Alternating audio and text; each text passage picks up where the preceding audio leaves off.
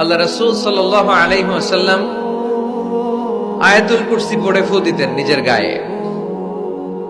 সূরা ইখলাস, সূরা ফালাক, সূরা নাস তিন কুল পড়ে ফু দিতেন। সূরা ফাতিহা পড়ে ফু দিতেন। এগুলো পড়ে হাত দুটো মিলাবেন, হাতে ফু দিয়ে মাথা থেকে পা পর্যন্ত মাসে করবেন। It's a protection from your Lord. জিন ভূতের আসর, ব্ল্যাক ম্যাজিক, জাদু টোনা, বান মারা, জাদু ঝাড়ু যাই হোক, তো এগুলো কিন্তু মারে, বান মারে, জাদু টোনা করে, ব্ল্যাক ম্যাজিক করে। এগুলো থেকে আমাদের সোনামণিদেরকে আমরা প্রোটেকশন করাবো কিভাবে? ওদেরকে শিখাই দিব। সূরা ফাতিহা পড়ে, আয়াতুল কুরসি পড়ে, তিন কুল পড়ে তুমি হাতের মধ্যে ফু দিবা। ফু দিয়ে মাথা থেকে পা পর্যন্ত তুমি নিজেই মাসেহ করবা। তোমাকে প্রোটেকশন দিবে কে? আল্লাহ রাসূল সাল্লাল্লাহু আলাইহি ওয়াসাল্লাম বলেছেন, মান ক্বারাআ আয়াতাল কুরসি দুবুরা কুল্লি সালাতিন মাকতুবাতিন লাম ইয়ামনা'হু মিন দুখুলিল জান্নাতি ইল্লাল মাউত।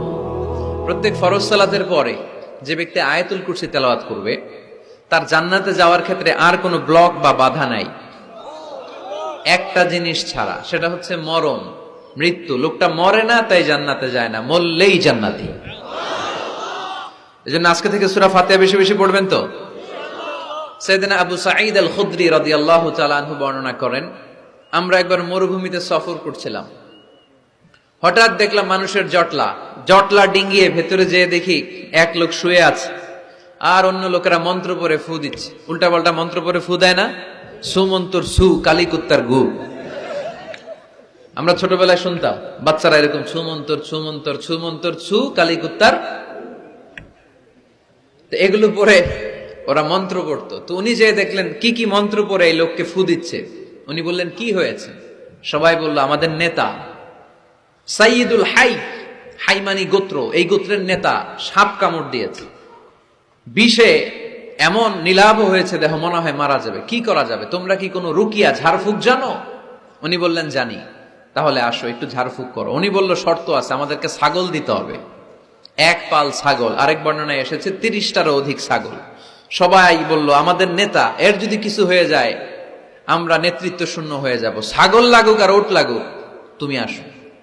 বাড়ি বাড়ি যে ছাগল এনে, ছাগল রেডি। সাইয়েদনা আবু সাঈদ আল খুদরি রাদিয়াল্লাহু তাআলা আনহু পড়তে আরম্ভ করলেন, আলহামদুলিল্লাহি রাব্বিল আলামিন আর রহমানির রহিম মালিকি ইয়াউমিদ্দিন ইয়্যাকা না'বুদু ওয়া ইয়্যাকা নাস্তাঈন اهدنا الصراط المستقيم صراط الذين أنعمت عليهم غير المغضوب عليهم ولا الضالين পড়েন আমিন। উনি এটা পড়ে ফু দিলেন। ফু দিতে দেরি, মুহূর্তের মধ্যে সোয়া লোকটা বসে গিয়েছে। আবার ফু দিছে, এবার দাঁড়ায় গেছে।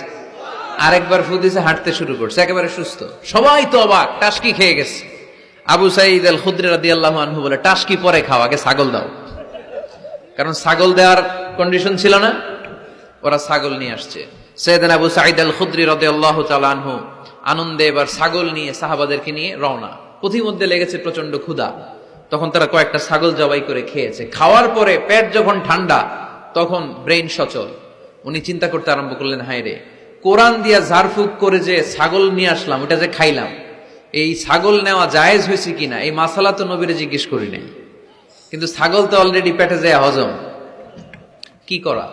মদিনাতে যে জিজ্ঞেস করবো। মদিনায় যেই আল্লাহ রাসূল সাল্লাল্লাহু আলাইহি ওয়াসাল্লামের দরবারে যে জিজ্ঞেস করলেন, ইয়া রাসূলুল্লাহ, এমন এমন ঘটনা, ঝাড়ফুঁক করে আমরা ছাগল এনেছি, এটা কি জায়েজ হয়েছে? আল্লাহ রাসূল সাল্লাল্লাহু আলাইহি ওয়াসাল্লাম বলে, জায়েজ হয়েছে মানে? অবশ্যই জায়েজ হয়েছে। কোরআনের দাম বাড়ায় দিয়ে আসছো মিয়া, ছাগল কিছু থাকলে আমার ঘরেও পাঠায়। সুবহানাল্লাহ পড়তে পারলেন না? ওয়ালাকাদ আতাইনাকা, বুখারীর হাদিস, ওয়ালাকাদ আতাইনাকা সাবআম মিনাল মাসানি ওয়াল কুরআনাল আযীম। নবী হে, নিত্য পাঠনীয় সপ্তবাক্য দিয়েছি, যেই দোয়া পড়ে ফু দিতে দেরি, অসুস্থ ব্যক্তি সুস্থ হতে দেরি হয়।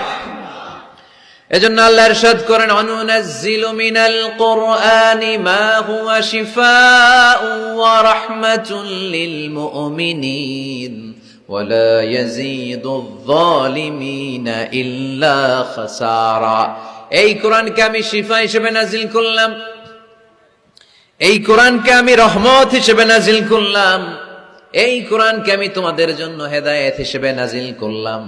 তোমাদের কোরআন রহমত এনে দিবে, বরকত এনে দিবে, শিফা এনে দিবে, কিন্তু জালেমদেরকে কিছু এনে দিবে না। ঠিক কি না? ওয়ালা ইয়াজিদিল যালিমিনা ইল্লা খাসারা। জালিমদের অকল্যাণ করবে, জালিমদের কল্যাণ নাই এই কোরআনে। জালিম যদি হেদায়েতের নিয়তে কোরআন পড়ে তাহলে কল্যাণ পাবে, তা না হলে কল্যাণ পাবে না। তো এখন থেকে আমরা যদি অসুস্থ হয়ে যাই, যেই সূরাটা পড়ে আমরা ঝাড়ফুঁক করব, সূরাটার নাম আরো জোরে বলেন, ফাতিহা। আসলে প্রতিদিন এই সূরাটা পড়ি, এই সূরাটার তাৎপর্য কি, মর্মবাণী কি আমাদের জানার দরকার আছে না? কিন্তু আমরা অনেকেই জানি না। জানি আরব বিশ্বে দেখবেন ওনারা যখন তারাবির সালাত পড়ে, আযাবের আয়াত আসলে কাঁদে, জান্নাতের আয়াত আসলে দরাজ গলায় তেলাওয়াত করে। আপনারা কি করেন? আমরা করি না। কারণ ওনারা কি পড়ছেন সেটা তাৎপর্য আর মর্মবাণী ওনারা অনুভব করছেন।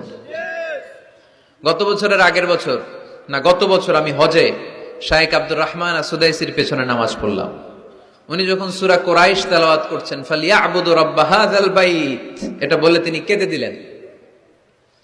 কারণ উনি অর্থ বুঝতে পেরেছেন, আয়াতের অর্থ ফালিয়াবুদু রাব্ব হাযাল বাইত, এই কাবা ঘরের মালিক আল্লাহর ইবাদত করো, এই ঘরের রবের ইবাদত করো। আর ওই ঘরের সামনে দাঁড়িয়ে উনি ইমাম, উনি ওই ঘরের সামনেই দাঁড়ানো আর পড়তেছে এই ঘরের রবের ইবাদত করো। এটা যখন অনুভব করলেন, উনি আর নিজেকে ধরে রাখতে পারলেন না, উনি কান্না জুড়ে দিলেন। উনার পেছনে আমরাও কাঁদতে লাগলাম, কারণ ইমাম যেদিকে মুসল্লিও সেদিকে, উনিও কাঁদে আমরাও কাঁদি, কারণ অর্থ বুঝতেছি তো।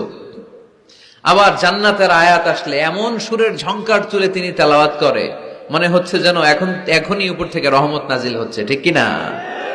কিন্তু আমরা যখন তারাবির সালাত পড়ি, আমাদের কখন যে আযাবের আয়াত গেল, কখন যে জান্নাত গেল, আর কোন দিক দিয়ে জাহান্নাম গেল, কোন দিক দিয়ে ইউসুফ নবীর কাহিনী গেল, কোন দিক দিয়ে আমার নবীর ঘটনা গেল, কিছু টের পাই? শুধু আমরাই টের পাই না এমনটা না, যিনি পড়াচ্ছে উনিও টের পায় না। ঠিক কিনা? এজন্য আমাদের চোখ দিয়ে দাঁড় দাঁড় করে পানি নামে না, আমরা অশ্রুসিক্ত হই না। জান্নাতের আয়াত আসলে আমাদের মজা লাগে না, কোরআনটারে মজা লাগাইতে হবে। ঠিক কিনা? বুঝতে হবে মাতৃভাষায়। স্মার্টফোন ইউজ করেন কারা কারা দেখি? ওরে আল্লাহ, সবাই স্মার্ট তো দেখি, এত স্মার্ট মানুষ এখানে থাকে। তো এই স্মার্টফোনের ভেতরে কিন্তু কোরআনের অ্যাপস ডাউনলোড করা যায়। কোরআনের অ্যাপস ডাউনলোড করবেন, করে আপনি পড়বেন, যা বলার আল্লাহ সব বলে দিয়েছে, নতুন করে আর কিছু বলবে না। বলবে? এই কোরআন শুরু হয়েছে বিসমিল্লাহির রহমানির রহিম দিয়ে, বা দিয়ে, আর শেষ হয়েছে যে সূরা দিয়ে, সূরাটার নাম সূরাতুন নাস। ওই সূরার শেষ আয়াতটি এরকম, মিনাল জিন্নাতি ওয়ান নাস, শেষে সিন। বা আর সিন মিলালে কি হয়? বাস। এবার বাসে চড়ে কিশোরগঞ্জ শহর যাবেন? এই বাস কি ওই বাস না, এই বাস মানে যথেষ্ট, বাস মানে এনাফ, সাফিসিয়েন্ট। মাঝে মাঝে এরকম হয়, আমরা খাচ্ছি, আমাদের পাতে খাইতে পারি না, আরো তুলে দেয়, কারণ হুজুর একদিন পাইছে, খাওয়াই আজকে মাইরা ফেলবে। তো আমরা বলি বাস বাস, আর লাগবে না ভাই, আর পারছি না, বাস মানে যথেষ্ট আমার জন্য।